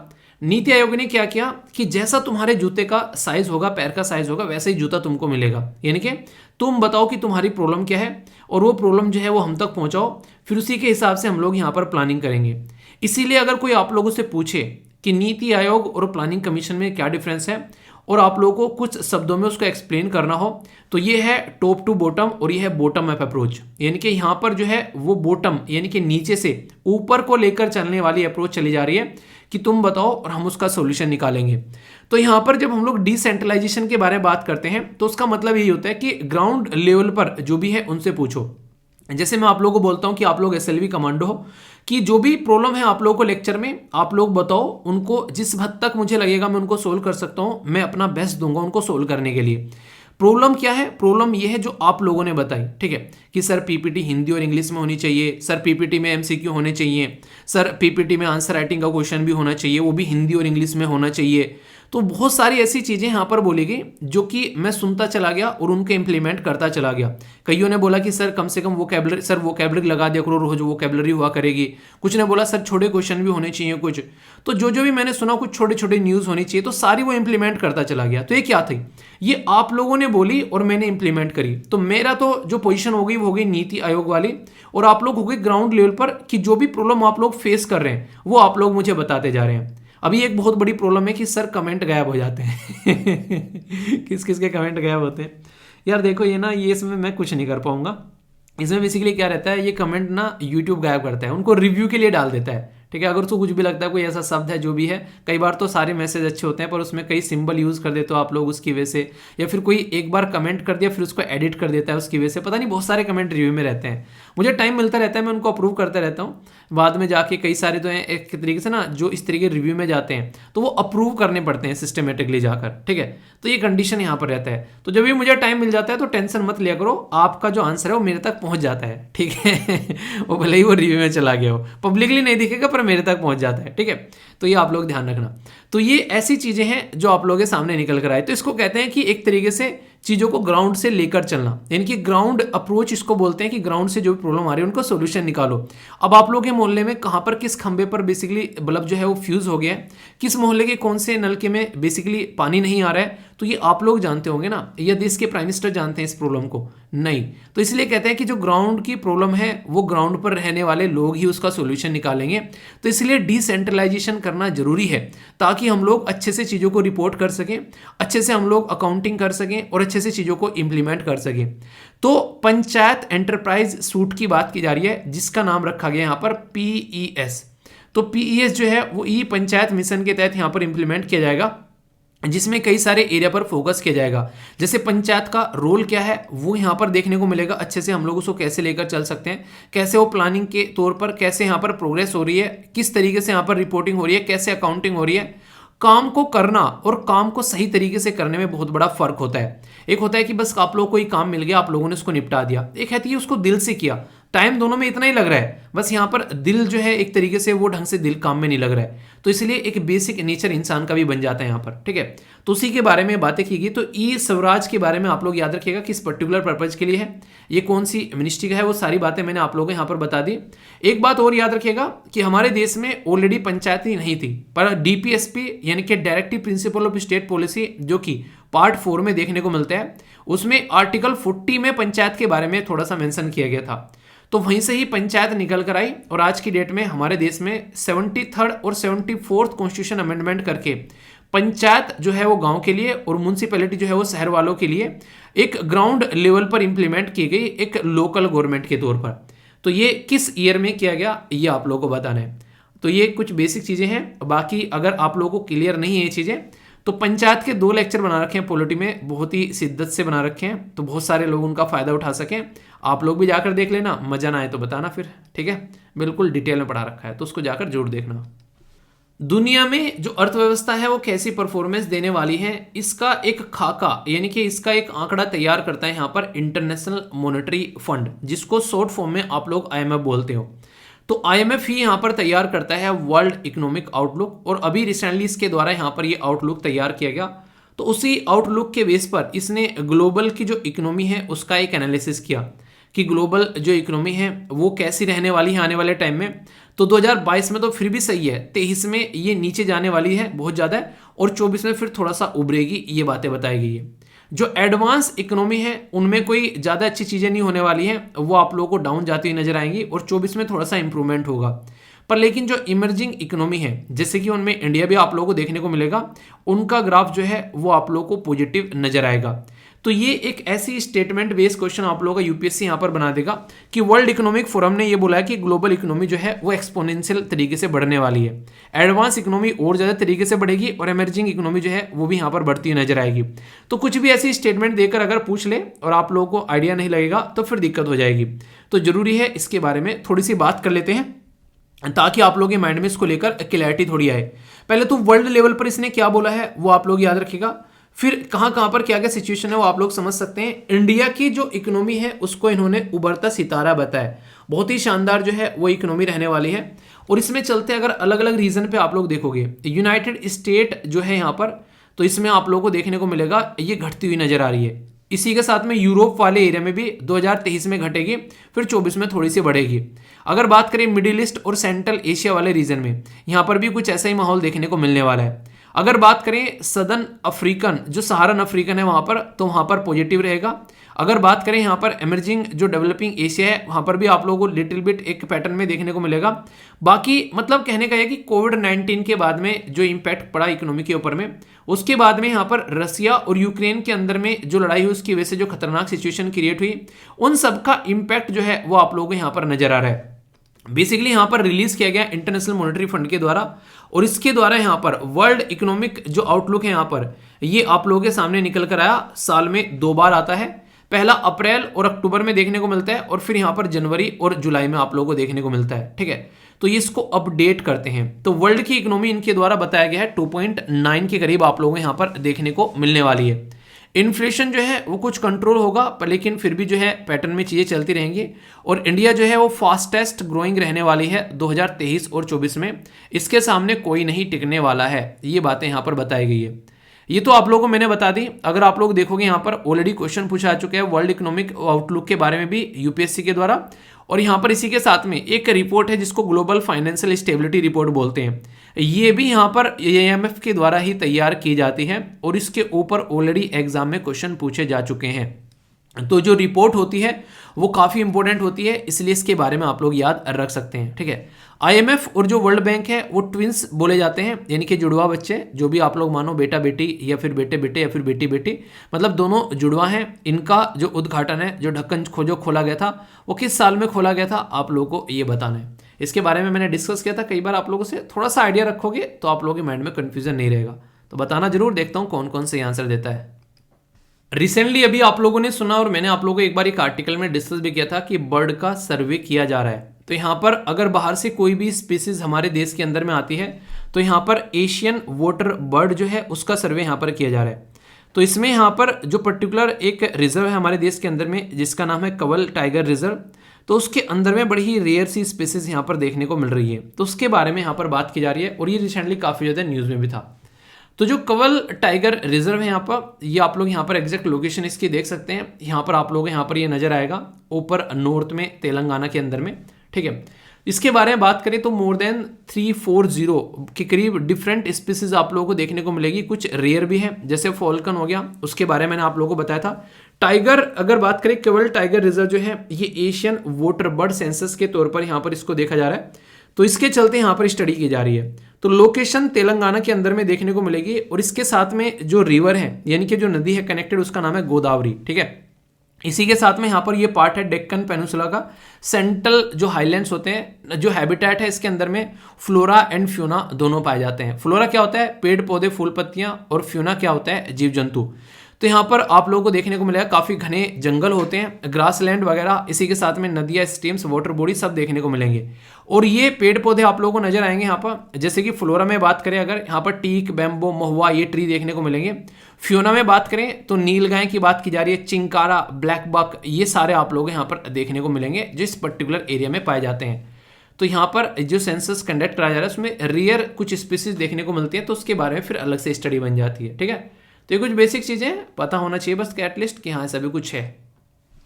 आप लोगों से पूछे कि आप लोग जिस एरिया में रहते हैं उस एरिया में आप लोगों को सरसों का तेल यूज करना चाहिए, नारियल का तेल यूज करना चाहिए, बादाम का तेल यूज करना चाहिए, या फिर कोई और दूसरा तेल आप लोगों को यूज करना चाहिए अपना जो भी खाना पीना बनाना है, या फिर अपने सर पे लगाना है, मालिश करनी है शरीर के ऊपर, तो कौन सा तेल जो है वो बेहतर माना जाता है। अगर यहाँ पर आप लोग नेचुरल तरीके से इसको देखेंगे तो आप लोगों को वही ऑयल यूज करना चाहिए जिस ऑयल के आप लोगों के एरिया में नेचुरल तरीके से उगाया जाता है, उससे रिलेटेड जो भी प्रोडक्ट है। जैसे सरसों अगर आप लोगों के एरिया में उगाई जाती है तो आप लोग सरसों का तेल जो है वो इस्तेमाल कर सकते हैं। ठीक है, अगर आप लोगों के एरिया में नारियल जो है वो उगाए जाते हैं तो आप लोग नारियल का तेल इस्तेमाल कर सकते हो। इसीलिए अगर देखोगे नॉर्थ इंडिया में अगर आप लोग रहते हो तो नारियल का तेल जम जाता है, पर लेकिन साउथ इंडिया में वो है आप लोग को 12 महीने जो है वो नॉर्मली जमा हुआ नहीं मिलेगा, वो पिघला हुआ ही मिलेगा वहाँ के टेम्परेचर के हिसाब से। तो नेचर ने जो भी चीज़ें आप लोगों को दी हैं उनका आप लोग इस्तेमाल कर सकते हैं। पर लेकिन अगर कोई चीज़ ऐसी है जो इस एरिया की नहीं है, कहीं और जाकर उसका इस्तेमाल करेंगे तो कई सारे एरिया में नुकसान पहुंचाना स्टार्ट कर देती है। ऐसे ही बात करेंगे यहाँ पर केरला के अंदर में एक स्टेप उठाया गया है जिसमें एक पेड़ है, एक पौधा है जिसका नाम है सेना स्पेक्टिकल्स। ठीक है, तो इसका नाम है यहाँ पर, और वो कुछ ऐसा पौधा आप लोगों को देखने को मिलेगा। ये पौधा जो है वो इतना खतरनाक तरीके से फैल रहा है, इतना खतरनाक तरीके से इम्पैक्ट डाल रहा है कि ये बहुत ही तगड़े तरीके से आसपास वाले एरिया में फैलता जा रहा है। तो इसकी वजह से और जो नेचुरल चीज़ें जो उस एरिया में पाई जाती हैं वो भी यहाँ पर कहीं ना कहीं उनका दम घुटता हुआ नजर आ रहा है। मतलब यहाँ पर यह कि पता चला कोई ऐसी प्राणी हम लोग बाहर से लेकर आए, एक ऐसा जानवर जो उस एरिया में हम लोगों ने इंट्रोड्यूस कर दिया। अब वो जो जानवर है वो बड़ी जल्दी जल्दी बढ़ रहे हैं, बच्चे पैदा कर रहे हैं, और उसकी वजह से यहाँ पर क्या हो गया, जो दूसरे जानवर है ना उनको खाने का मिल रहा है, और बल्कि वो दूसरे जानवर को खा भी रहे हैं। तो इसकी वजह से क्या होगा, उस एरिया में इन्हीं की प्रजाति आप लोगों को देखने को मिलेगी, बाकी सब खत्म होते हुए नजर आएंगे। ऐसा ही कुछ केरला के फॉरेस्ट में यहाँ पर देखने को मिल रहा है। ये जो पर्टिकुलर पेड़ है ये बेसिकली अमेरिका का है, अमेरिका में ये पाया जाता है, अमेरिका नेटिव है यहाँ पर, यानी कि ये अमेरिका की सिटीजनशिप है इस पेड़ है इसके पास में। हमारे देश में इसको सुंदरता के लिए लगाने के लिए, सजावट के लिए लेकर आया गया था, इंट्रोड्यूस किया गया था इंडिया में। पर लेकिन आज की डेट में जो नीलगिरी बायोस्फीयर रिजर्व है आप लोगों को देखने को मिलेगा, उसमें काफ़ी सारे एरिया में ये फैला हुआ है। चाहे बांदीपुर की बात कर लो, नगर होल की बात कर लो, मुद्दुमलाई, या फिर कोई भी आप लोग एरिया की बात करो यहाँ पर सत्यमंगलम, अगर टाइगर रिजर्व के बारे में बात करें तो ये बहुत ही तकड़े तरीके से वहाँ पर फैल रहा है। और इसकी वजह से जो दूसरी लोकल जो एक तरीके से इस तरीके की जो प्रजातियाँ होती हैं वो मरती हुई नजर आ रही है वहाँ पर। इसीलिए केरला का जो फॉरेस्ट रिसर्च इनिशिएटिव है उसके द्वारा यहाँ पर बोला गया है कि इस पौधे को इरेडिकेट करेंगे, इसको रोकेंगे। ये एक तरीके ऐसी स्पीसीज है जो कि हमारे एरिया की नहीं है और यहाँ पर ये आ रही है तो लोकल जो बेसिकली इन्वायरमेंट है उसको बर्बाद कर रही है।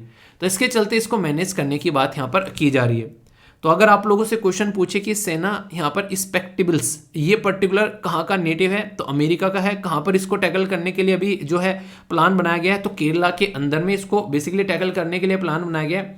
तो ऐसे बेसिक क्वेश्चन जो है वो आप लोगों से पूछे जा सकते हैं। ठीक है, तो सारी बेसिक इन्फॉर्मेशन है, कोई भी कन्फ्यूजन आप लोगों को नहीं होना चाहिए। और देखने में बड़ा सुंदर लग रहा है पर लेकिन सारी सुंदर चीज़ें जो हैं वो अच्छी नहीं होती हैं। ठीक है, तो इस तरीके से आप लोग यहाँ पर इसको देख सकते हैं। तो इम्पोर्टेंट है, हल्का सा आइडिया कम से कम जरूर रखना।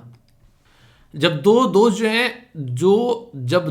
देश जो हैं जब उनके सींग लड़ने स्टार्ट हो जाते हैं तो यहाँ पर कुछ ना कुछ कंट्रोल करने का सिस्टम जो है उसके आसपास में क्रिएट किया जाता है। ऐसा ही ये सिस्टम है न्यू स्टार्ट ट्रीटी। तो यहाँ पर इसके बारे में मैं आप लोगों से बात करूँगा। ये न्यू स्टार्ट ट्रीटी पूछा जा सकता है किन दो देशों के बीच में है। अभी रिसेंटली ये कई बार न्यूज़ में आती दिखाई देती है, पहले भी हम लोगों ने कवर किया था, फिर से यहाँ पर ये भी न्यूज़ में आई है न्यू स्टार्ट ट्रीटी। तो क्वेश्चन पूछा है तो किसके बीच में है, तो न्यू स्टार्ट ट्रीटी जो है वो रसिया और आप लोगों को अमेरिका के बीच में देखने को मिलेगी। न्यू स्टार्ट का मतलब क्या है, the new strategy arm reduction treaty, यानी कि कल को आर्म रेस में अगर लग गए, हमने जो है बंदूक बना ली, तुमने बना ली, हमने मिसाइल बना ली, तुमने बना ली, हमने टैंक बना लिए, तुमने बना लिए, लगे रहो उसमें पैसा खर्च करने के लिए, तो इसकी वजह से कोई आर्म रेस जो है वो रुकती नहीं है और ज़्यादा बढ़ती चली जाती है। किसी के चाइना के पास में न्यूक्लियर वेपन आ गया, हमको भी लेना पड़ा, पता मतलब बनाना पड़ा, पता चला कल को चाहे हमारे ऊपर फेंक तो हम दिक्कत में आ जाएंगे। तो इस तरीके से कई बार हम लोग इसको डिटरेंस क्रिएट करने के लिए भी रखते हैं कि तुम्हारे पास है तो भाई साहब हमारे पास ये भूल मत जाना, ठीक है, अनार खिला देंगे, ठीक है। तो कहने का मतलब यहाँ पर ये कि सामने वाला अगर बदतमीज है तो तुमको भी कम से कम कुछ अपना जुगाड़ करना पड़ेगा, क्योंकि उसकी बदतमीजी कहीं तो रोकनी पड़ेगी ना। तो इसके चलते यहाँ पर एक ट्रीटी साइन की गई इनके द्वारा, ताकि ये बदतमीजी जो है वो आगे ना बढ़े। तो इसके चलते बोला गया कि हम इसको रिड्यूस करेंगे, जो भी आर्म वेपन वगैरह हैं। इसके अंदर में न्यूक्लियर जो वेपन है, इसी के साथ में जो लॉन्चर्स हैं, हैवी जो बॉम्बर्स हैं, उनको कंट्रोल करने की यहाँ पर बात की गई। और ये ट्रीटी 2010 में साइन की गई, जिसका नाम दिया गया न्यू स्टार्ट, ठीक है। तो इसके चलते यहाँ पर कैप किया गया कि 1550 नंबर के करीब न्यूक्लियर जो वार हेड्स आप लोगों के पास में रहने वाले हैं। तो रसिया और यूएसए जो दुनिया में आज के दिन में सबसे बड़े न्यूक्लियर वेपन हैं, उनके ऊपर एक लगाम लगाने की कोशिश की गई उनके द्वारा खुद। यानी कि एक तरीके से ना, कई बार कहते हैं आप लोग सोशल मीडिया यूज़ करने बैठ जाते हैं तो किए ही जा रहे हैं भाई साहब, ठीक है। अरे ठीक है यार, सोशल मीडिया है, आधा घंटा यूज़ कर लिया फिर साइड में रख दिया। ये थोड़ा ना कि आप लोग इसको पूरे दिन 5-5 घंटे बेसिकली आप लोग बैठ कर इसी पे बिता रहे हो, तो इसका मतलब तो ये आप लोगों को बर्बाद करेगी। तो कोशिश करो कि आप लोग चीज़ों को मैनेज करने की कोशिश करो। जैसे कि 1 घंटा पढ़ लिया, सोशल मीडिया अगर यूज़ करना है तो 5 मिनट सोशल मीडिया यूज़ कर लिया, फिर 1 घंटा पढ़ लिया, फिर 5 मिनट यूज़ कर लिया। पर लेकिन बोल तो दिया है ये 5 मिनट यूज़ कर लिया, इन रियलिटी यहाँ पर कंट्रोल जो है वो नहीं हो पाता है, जो सबसे बड़ी दिक्कत क्रिएट करता है, ठीक है। तो इसके लिए आप लोगों को खुद की डिक्शनरी बनानी पड़ेगी, उसके लिए रूल और रेगुलेशन बनाने पड़ेंगे ताकि चीज़ों को हैंडल की जा सके। ट्रीटी तो 2021 में साइन की गई थी, 2026 तक यहाँ पर बढ़ा दी गई है। पर लेकिन जैसी सिचुएशन अभी देखने को मिल रही है रसिया और यूएसए के बीच में, आने वाले टाइम में कुछ भी नया घटित यहाँ पर हो सकता है, ठीक है। तो देखते हैं कितने आर्म जो है ये कंट्रोल कर पाते हैं। बाकी जो भी होगा तो अपडेट में कर ही दूंगा, टेंशन मत लेना, ठीक है, छूटेगा नहीं, ओके। तो ट्रीटी किसके द्वारा साइन की गई, कब साइन की गई, अभी एक्सटेंड की गई, तो ये बेसिक चीज़ें हैं जो आप लोग समझ सकते हैं, ठीक है। अभी जिस तरीके से कोविड-19 ने दुनिया को बर्बाद किया, तो उसको लेकर बहुत सारी ऑर्गेनाइजेशन इंटरनेशनल लेवल पर और बहुत सारे लोग जो हैं वो सतर्क हो गए कि कल को चलकर यार ऐसी कंडीशन अगर फिर से बन जाए तो कैसे सुधारेंगे चीज़ों को। तो इसमें वर्ल्ड हेल्थ ऑर्गेनाइजेशन जो है वो अपने आप को एक तरीके से आगे लेकर चल रही है कि और कोई नहीं करेगा तो कम से कम मुझे तो कुछ ना कुछ करना पड़ेगा। क्यों? क्योंकि यार मैं तो इसी के ऊपर जिंदा हूँ, हेल्थ के ऊपर, यानी कि हेल्थ के बारे में बातें करती हूँ। तो वर्ल्ड हेल्थ ऑर्गेनाइजेशन ने यहाँ पर बेसिकली पेंडेमिक ट्रीटी के बारे में यहाँ पर बातें की थी। पेंडेमिक ट्रीटी, कल को कोविड-19 जैसी अगर सिचुएशन कहीं पर बनती है तो हम लोग को पता होना चाहिए कि उसके साथ में डील क्या करना है। तो इसके लिए पेंडेमिक ट्रीटी यहाँ पर सामने निकल कर आई। Draft global pandemic agreement basically यहाँ पर बोला गया कि ड्राफ्ट ग्लोबल पेंडेमिक ये एग्रीमेंट, ठीक है। तो यहाँ पर कहने के लिए तो यहाँ पर ये था, वैसे इसको आप लोग बोल सकते हैं पेंडेमिक ट्रीटी के नाम से भी यहाँ पर, जिसमें WHO के द्वारा बोला गया वैक्सीन जो है उन लोगों तक भी पहुँचनी चाहिए जिसके पास में वैक्सीन नहीं है। एक देश ऐसा है जिसने 2-2 डोज तो पिलाई दी अपने लोगों को, उसके साथ में वो बूस्टर डोज भी दे रहा है और एक एडवांस रख दिया कि कल को कुछ और दिक्कत हो तो 1 डोज और मिलेगा। कुछ देश ऐसे हैं भाई साहब उनको 1-1 डोज भी नहीं मिला है, तो कौन से के साथ में क्या ट्रीटमेंट होना चाहिए, ये यहाँ पर बड़ी दिक्कत वाली बात हो जाती है जब अमीरी और गरीबी की बात आती है। तो इसके ऊपर फोकस देने की बात की गई यहाँ पर WHO के द्वारा। पॉइंट नंबर 2 जो है यहाँ पर देखने को मिलेगा वो है बेसिकली जो है इंटेलेक्चुअल प्रॉपर्टी राइट, यानी कि अगर तुम लोगों ने दवाइयाँ बना ली है तो आप लोगों को यहाँ पर बेसिकली ऐसा कुछ करना पड़ेगा कि वो दवाइयाँ जो हैं वो लोगों तक पहुँच सके। ऐसा नहीं कि आप लोग जो है उनके ऊपर अपना इंटेलेक्चुअल प्रॉपर्टी राइट लगा के बैठ जाओ और कोई भी उन दवाइयों से दवाइयाँ न बना सके, ये ह्यूमैनिटी के खिलाफ होगा। तो लाइफ सेविंग कोई भी ऐसी ड्रग है वो ज़्यादा से ज़्यादा लोगों तक पहुँचनी चाहिए और आप लोगों को इनके ऊपर से अपने ये जो इस तरह के प्रतिबंध हैं ये हटाने पड़ेंगे, ये बोला गया। तो इसको वेव करना पड़ेगा क्योंकि यहाँ पर ये जनता के फायदे के लिए। तो इस तरीके से यहाँ पर ये बातें देखने को मिलेगी। तीसरा यहाँ पर बोले तो वर्ल्ड हेल्थ ऑर्गेनाइजेशन ने यहाँ पर पेंडेमिक सप्लाई चेन के बारे में बात की है। चाइना जो है दुनिया का हब माना जा रहा था, पर चाइना तो बोल दिया कि मेरे यहाँ पर बेसिकली किसी को अलाउ नहीं करेंगे भाई साहब, लॉकडाउन लग गया है। तो अब वो देश क्या करें जो उसके ऊपर डिपेंडेंट थे, उनकी तो जिंदगी जो है वो बदतर हो जाएगी। पता चला दुनिया में सबसे ज़्यादा जो है दवाइयाँ जो है उसका एक्टिव फार्मास्यूटिकल जो इंग्रेडिएंट्स हैं जो कि API बोलते हैं वो चाइना से आ रहा था। अब कैसे काम चलेगा, तो ये सोचने वाली बात है। तो WHO जो है इन सब चीज़ों के ऊपर फोकस दे रहा है और बोला जा रहा है कि जो बेनिफिट शेयर वो सबके साथ में होना चाहिए। कल को पैथोजन या फिर कोई ऐसा सीक्वेंस निकल कर आता है तो with in the hour of आप लोगों को यहाँ पर ये चीज़ें शेयर करनी पड़ेगी ताकि इलाज निकाला जा सके। अभी चाइना ने क्या किया, बदतमीजी होती चली गई, भाई साहब ने एक्सेप्ट नहीं किया। जब दुनिया बर्बाद हो गई तब कहा भाई मेरे से गलती हो गई। ये खतरनाक चीज़ आप लोग यहाँ पर देख सकते हैं। वैक्सीन इक्विटी बहुत ही इंपॉर्टेंट एक चीज़ है जो कि कंट्री की इकोनॉमिक स्टेटस नहीं है कि वो सबको वैक्सीन दिला सके, पर लेकिन ये हम लोग मिलकर तो कर सकते हैं ना। होने कहते हैं कि एक से भला दो, अगर मिलके काम करेंगे तो कहीं ना कहीं हम लोग एक इंसान को जो है वो फ्रस्ट्रेट होने से, इरिटेट होने से, एक देश को जो है बर्बाद होने से हम लोग बचा सकते हैं। तो ये WHO के द्वारा अच्छी बातें यहाँ पर की गई हैं, ठीक है। तो ग्लोबल पेंडेमिक एग्रीमेंट या फिर पेंडेमिक ट्रीटी के बारे में बात चल रही है, तो देखते हैं कितने अच्छे तरीके से फॉलो किया जाता है। वैसे ऐसे ट्रीटी एग्रीमेंट जो है वो ठंडे बस्ते में पड़े हुए मिलते हैं बाद में। UPSC ने एक आधा क्वेश्चन पूछ लिया तो सही है, वरना कोई नहीं इनको पूछता है, ठीक है। कई बार ऐसा लगता है UPSC के लिए बनाए गए हैं। तो बेसिक इन्फॉर्मेशन है, सारी बातें हिंदी और इंग्लिश में अगर आप लोगों को पढ़नी है तो आप लोगों को मिल ही जाएगी, कोई कन्फ्यूजन नहीं होना चाहिए, ठीक है। तो ये थी पर्टिकुलर न्यूज़। कुछ क्वेश्चन है आप लोगों के सामने, इनको अटेम्प्ट करो, देखता हूं कौन सही आंसर देता है। और ये मैंने अभी आप लोगों को यहाँ पर पढ़ाया भी है। सेना बात की जा रही है यहाँ पर स्पेक्टेबल्स के बारे में, ठीक है। तो बोला जा रहा है कि ये रिसेंटली अभी न्यूज़ में देखने को मिला है। ये क्या है, इन्वेसिव स्पीसीज है, वायरस है, बैक्टीरिया है या फिर ड्रोन है। ऐसे ऑप्शन मिलते हैं फिर, ठीक है। इंडिया के अंदर में यहाँ पर लीगली मैंडेटेड जो रिपोर्ट के बारे में बात की जा रही है साइबर सिक्योरिटी से इंसिडेंट के बारे में, तो यहाँ पर इससे रिलेटेड कौन जो है, इससे रिलेटेड आप लोगों को देखने को मिलेगा service provider, data centre, corporate body या फिर ऑल ऑफ द अबव, ठीक है। यानी कि कौन कौन यहाँ पर इसमें इंक्लूड मिलेगा। बात करें पीपल्स, यहाँ पर बात करें servant of the people's society, ये बनाई गई थी 1921 में। किसके द्वारा बनाई गई थी, महात्मा गांधी जी, यहाँ पर मोहम्मद अली जिन्ना जी, जवाहरलाल नेहरू जी या लाला लाजपत राय जी। सही आंसर क्या है आप लोगों के हिसाब से, ये आप लोगों को बताना है। बात करते हैं इसरो के द्वारा प्लान किया गया अभी सन यानी कि सूरज के लिए मिशन छोड़ने का। तो ये पर्टिकुलर मिशन जो है इसका नाम क्या है, ये काफ़ी इंपॉर्टेंट है। आदित्य L1 है, ये भी आप लोगों को पढ़ाया था। सौर प्रभा या फिर सौर दीर्घा या फिर यहाँ पर प्रभाकर S2। तो ये सही आंसर क्या है। बोला जा रहा है कि when was the Indus water treaty जो साइन की गई थी इंडिया और पाकिस्तान के बीच में, तो देखिए बताइए, देखता हूँ ये कब साइन की गई थी, आप लोग इसको बता पाते हैं या फिर नहीं। तो ये तो बड़ा ही आसान सा क्वेश्चन है, ट्रीटी बहुत डिटेल में मैंने आप लोगों से पढ़ाई थी, ठीक है। आगे बात करते हैं, वैसे यहाँ पर कौन कौन थे इंडिया और पाकिस्तान के जो लीडर उस टाइम पर साइन की गई थी। ये क्वेश्चन है CSET का, इसको अटेम्प्ट करो और यहाँ पर स्टेटमेंट बतानी है आप लोगों को, कौन सी स्टेटमेंट जो है वो करेक्ट है, ठीक है।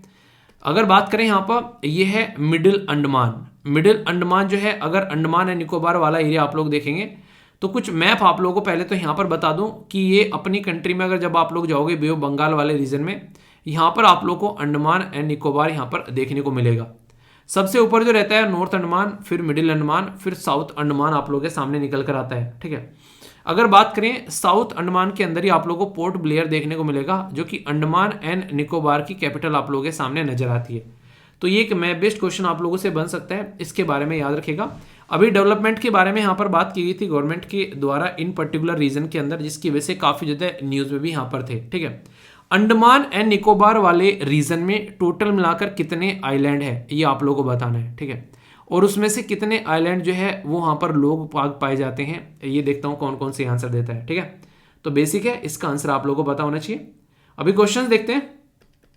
जो फर्स्ट क्वेश्चन है यहाँ पर, इसका आंसर क्या है, ये भी मैंने बताया। केरला गवर्नमेंट के द्वारा इनिशिएटिव स्टार्ट किया गया कैसे इसको खत्म करना है, तो इसकी वजह से काफी ज्यादा न्यूज में आ गया है। दिक्कत क्या रहती है, दिक्कत ये रहती है कि लोकल एरिया में अगर कोई ऐसी स्पीसीज आ जाती है तो दिक्कत हो जाती है। और यहाँ पर IUCN international union for conservation of nature के अंदर में इसको लीस्ट कंसर्न की कैटेगरी में डाला गया है, ठीक है। तो ये हो गया बेसिक क्वेश्चन। आगे बात करते हैं यहाँ पर सर्विस प्रोवाइडर, डेटा सेंटर या कॉर्पोरेट बॉडी, सारे यहाँ पर जो है इसके लिए लायबल रहेंगे। अगर कोई ऐसी दिक्कत देखने को मिलती है तो सारे के सारे आप लोगों को इंपैक्टेड होते भी नजर आएंगे, ठीक है। Servant of the people society, ये एक हिस्ट्री क्वेश्चन आप लोगों का बन जाता है और कई बार इसके बारे में क्वेश्चन भी आप लोगों से पूछा जाता है। ये जो बेसिकली किसके द्वारा यहाँ पर ये बनाया गया था, ठीक है। तो servant of the people society जो है किसके द्वारा बनाया गया था 1921 में। तो लाला लाजपत राय जी के द्वारा यहाँ पर मूवमेंट चलाया गया था, तो उसके बाद में यहाँ पर देखने को मिला था servant of the people society, ठीक है। तो उससे कनेक्टेड है यहाँ पर आप लोग देखते हैं, आंसर यहाँ पर डी हो गया। आगे बात करते हैं, ये आदित्य L1 मिशन के ऊपर तो मैंने पूरा का पूरा टॉपिक जो है वो कवर आप लोगों को करवाया था। L1 का मतलब क्या है ये भी आप लोगों को बताया था। लैग्रेंजियन पॉइंट याद है, जहां पर जो है दिक्कतें नहीं देखने को मिलती, आसानी से आप लोग जाकर अपना सिस्टम पार्क कर सकते हो। पार्किंग स्पॉट बोला गया था बेसिकली इसको, याद आया कुछ? तो वही चीज़ें आप लोग यहाँ पर समझ सकते हैं, ठीक है। ट्रीटी जो है ये तो बहुत ही डिटेल में आप लोगों को एक्सप्लेन की थी, कब आप लोगों को यहाँ पर देखने को मिली। तो ये कब देखने को मिली? तो ये देखने को मिली थी 1960 में। इंडस वाटर ट्रीटी जो है काफ़ी इंपॉर्टेंट ट्रीटी है। अभी रिसेंटली इसलिए न्यूज़ में थी क्योंकि हम लोग यहाँ पर कुछ प्रोजेक्ट बना रहे हैं और पाकिस्तान को मिर्च लग रही है, ठीक है। तो उसके चलते वर्ल्ड बैंक में चला गया। इंडिया ने बोला भाई वर्ल्ड बैंक में क्यों जाता है, एक बार हमसे बात कर लेता है, हम भी बता देते तुझे क्या करना चाहिए। तो एक ही बह के वर्ल्ड बैंक की गोद में बैठ के जाके, ये गलत बात है, ठीक है। ये जो क्वेश्चन है इसका आंसर आप लोगों को ये देखने को मिलेगा, तो इसको आप लोग यहाँ पर देख सकते हैं। बाकी ये अंडमान निकोबार के बारे में मैंने आप लोगों को बता दिया, कोई भी कंफ्यूजन आप लोगों के माइंड में नहीं होना चाहिए। आइए अब आप लोगों को अंग्रेज बनाता हूँ, कुछ शब्द आप लोगों को सिखाता हूँ जिनके ऊपर आप लोग सेंटेंस फॉर्म कर सकते हैं और लंबे समय तक याद रख सकते हैं। ये आप लोगों को एनडीए, सीडीएस, एसएससी, बैंकिंग के अंदर एंटोनिम, सिनोनिम्स पूछे जाते हैं और इसी के साथ में आप लोगों को आंसर राइटिंग में बहुत ज़्यादा फायदा पहुंचाएंगे, उसलिए भी तरीके से आप लोग यहाँ पर देख सकते हैं, ठीक है। क्योंकि अच्छे शब्द होंगे तो अच्छा आंसर लिख पाएंगे। पहला शब्द यहाँ पर है स्वर्मिंग, तो ये स्विमिंग नहीं है, स्वा, डब्ल्यू यहाँ पर AR लिखा हुआ है, ठीक है। तो इसका मतलब है झुंड, तो बोल देना कि झुंड में स्विमिंग करने गए, ऐसे याद रख लेना, ठीक है। तो एक तरीके से मतलब एक तरीके से एक जो बहुत बड़ी क्राउड है, बहुत सारे जो लोग हैं, ठीक है, तो अबेंडेंस में हो जाते हैं, तो उस तरीके से इसको बोलते हैं, ठीक है। तो ये शब्द आप लोग यहाँ पर याद रख सकते हैं। ये सारे के सारे शब्द जब आप लोग ढंग से देखोगे ना कहीं यूज होते रहते हैं, ठीक है। नेक्स्ट यहाँ पर है ग्रिपिंग, तो ये है एक तरीका मनोरंजन बोला जाता है, लाइफ को एंजॉय करना, थोड़ा सा लाइट मूड बनाना, हमेशा वो नहीं रहना चाहिए, हमेशा टेंशन में नहीं रहना चाहिए। एक तरीके से ऐसा हो रहा है कि पता नहीं क्या हो गया यार जिंदगी में, अबे जो होगा होता रहेगा, अपना डे का काम करते रहो, डे बाय डे जो आप लोगों ने डिसाइड किया ना वो कंप्लीट करते रहो। उसके बाद में 99% रिजल्ट जो है वो अच्छे ही आप लोगों को देखने को मिलेंगे। तो यहाँ पर कहने का मतलब सीधा सीधा ये होता है कि मैक्सिमम लोग जो हैं उस चीज़ को ढंग से यूटिलाइज नहीं करते हैं, तो यहाँ पर दिक्कतें देखने को मिलती हैं। तो आप लोग अपना टाइम ढंग से डिसाइड करो, उसको फॉलो करो, बाकी तो चलती रहती है सारी चीज़ें, ठीक है। तो मनोरंजन करते रहना चाहिए।